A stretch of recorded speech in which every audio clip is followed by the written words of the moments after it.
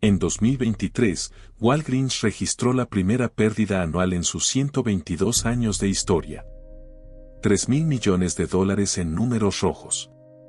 Ese mismo año, su presidente cobró más de $1.500 millones en dividendos personales, transferidos a través de Mónaco, Luxemburgo, las Islas Caimán.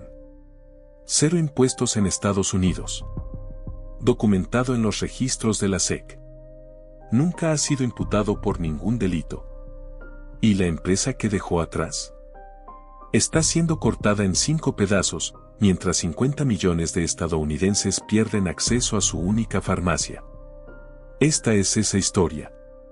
Los medios te dijeron que Walgreens murió porque Amazon destruyó las farmacias tradicionales. Eso no es lo que dicen los documentos. La causa real comienza en 2012, con un acuerdo entre bambalinas en el que un multimillonario italiano tomó el control de la cadena de farmacias más grande de América usando el dinero de esa misma empresa. Su nombre es Stefano Pessina. Y para cuando termines este video, entenderás exactamente cómo lo hizo y por qué nadie lo detuvo. Hay un número en esta historia que nadie en la prensa financiera ha explicado jamás. 83.4%. Ese es el nivel de deuda que usó Sycamore Partners para comprar Walgreens en 2025. Una compra apalancada promedio usa 41% de deuda. Sycamore usó el doble. Sobre la farmacia más importante de América. Rastreamos exactamente dónde aterriza esa deuda. La respuesta lo cambia todo. Pero primero, necesitas entender qué hizo Pessina antes de que Sycamore llegara. Walgreens no era solo una cadena de farmacias. En cientos de condados rurales de América, era la única farmacia a menos de 50 kilómetros.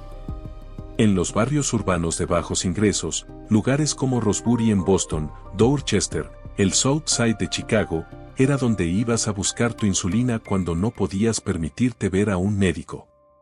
Donde recogías tus medicamentos contra el cáncer. Tus pastillas para la tensión.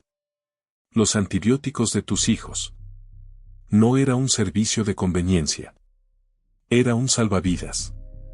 Y durante 122 años, a través de la prohibición, la Gran Depresión, 2 guerras mundiales y una pandemia global, Walgreens jamás había registrado una pérdida anual. Ni una sola vez. Luego un hombre que declaró abiertamente "yo no soy un comerciante" se convirtió en su director general. Y todo cambió. Esto es algo que Walgreens nunca reveló en ningún comunicado de prensa. En 2012, Pessina no compró Walgreens. Fue Walgreens quien lo compró a él. Con su propio dinero. Así fue como ocurrió. Pessina dirigía un gigante europeo de la farmacia llamado Alliance Boots. En 2012, Walgreens acordó adquirirlo. Como parte de ese acuerdo, Pessina recibió un 7.7% de las acciones de Walgreens en acciones de Walgreens. No invirtió nada. Walgreens le pagó, con sus propias acciones, para que le cediera su empresa. 2 años después, Walgreens desembolsó otros $5.2 mil millones para adquirir el resto de Alliance Boots. La participación de Pessina creció hasta el 13%. Se convirtió en el mayor accionista individual. En 2015, era director general. Había tomado el control de la farmacia más grande de América usando el dinero de la farmacia más grande de América. Luego tomó una decisión que la destruyó. Pero esta es la pregunta que la prensa financiera nunca formuló.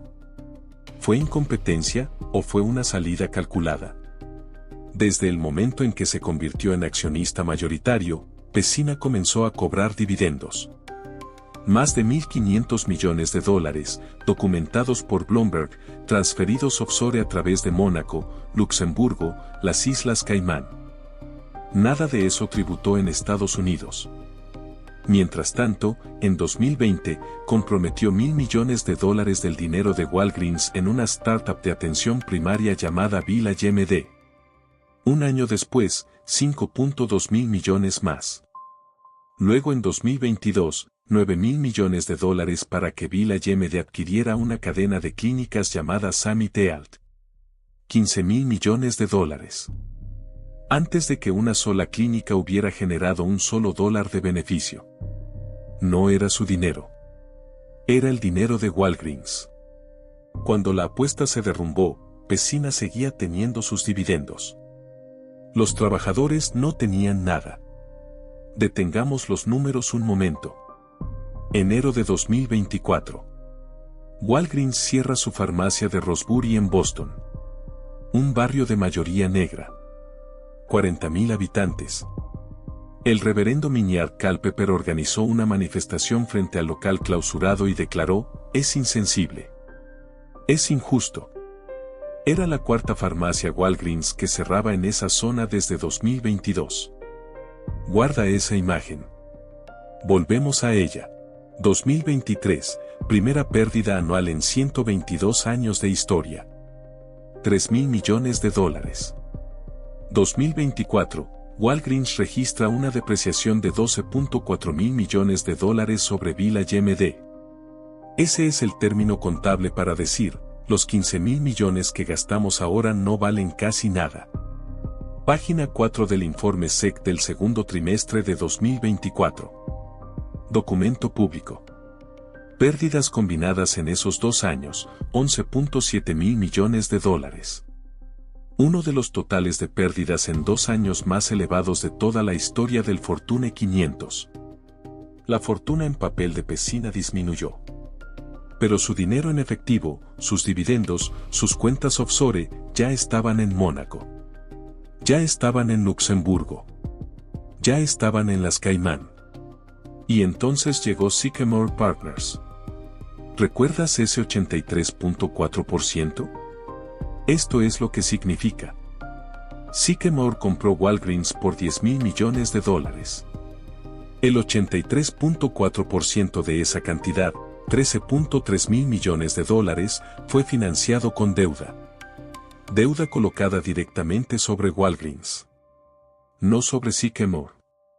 La senadora Elizabeth Warren envió una carta oficial a Sycamore Partners alertando sobre esto.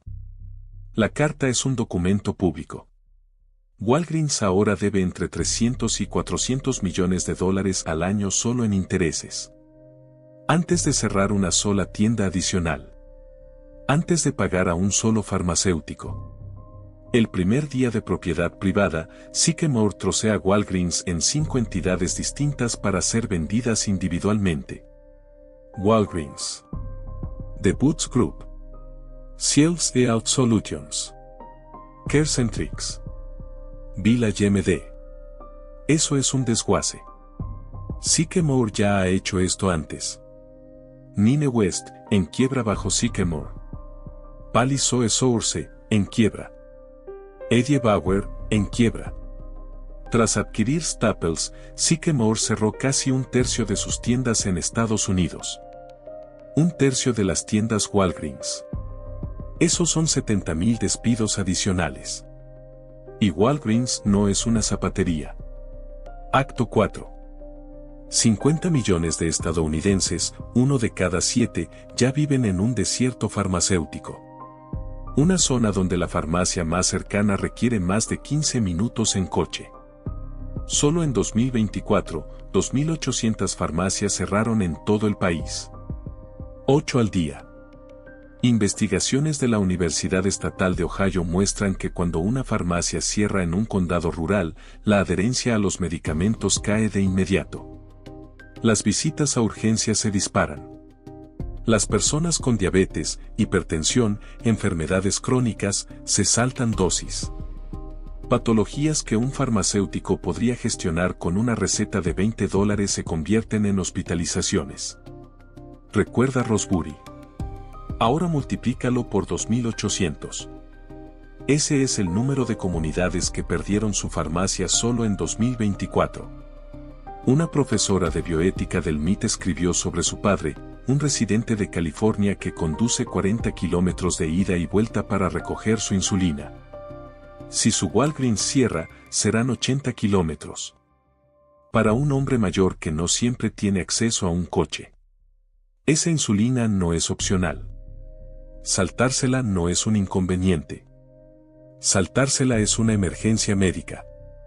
El hombre responsable de haber desencadenado todo esto vive en Mónaco. Cobró 1.500 millones en dividendos. Nunca pagó impuestos en Estados Unidos. Y nunca ha sido imputado por ningún delito. Entonces, ¿quién mató a Walgreens? No fue Amazon. No fue la inflación. Pecina tomó el control con el dinero de Walgreens. Extrajo 1.500 millones en dividendos, offshore, sin tributar. Luego apostó 15.000 millones del dinero de la empresa en una estrategia que fracasó. Sin arriesgar ni un centavo de su propio capital. Sycamore cargó entonces 13.000 millones de nueva deuda sobre los escombros. Y troceó todo en 5 pedazos para vender. Las pruebas están en los registros de la SEC. Las estructuras offshore están documentadas por Bloomberg. La carta de la senadora Warren es un documento público. Esto es lo que viene a continuación. Se espera que Sycamore complete la venta de The Boots Group a finales de 2026. VillageMD ya está siendo ofrecido a compradores potenciales. Cada venta convierte la deuda de Walgreens en beneficio para Sycamore, mientras la red de farmacias sigue encogiéndose. Nadie va a ir a la cárcel. Pero 50 millones de personas que no pueden llegar a una farmacia pagarán el precio. Las fuentes están en la descripción. Cada cifra está documentada. La próxima investigación, Bed Bath & Beyond, llega pronto. Suscríbete para no perdértela. Y si has trabajado en Walgreens, VillageMD o Sycamore, ya sabes cómo encontrarnos.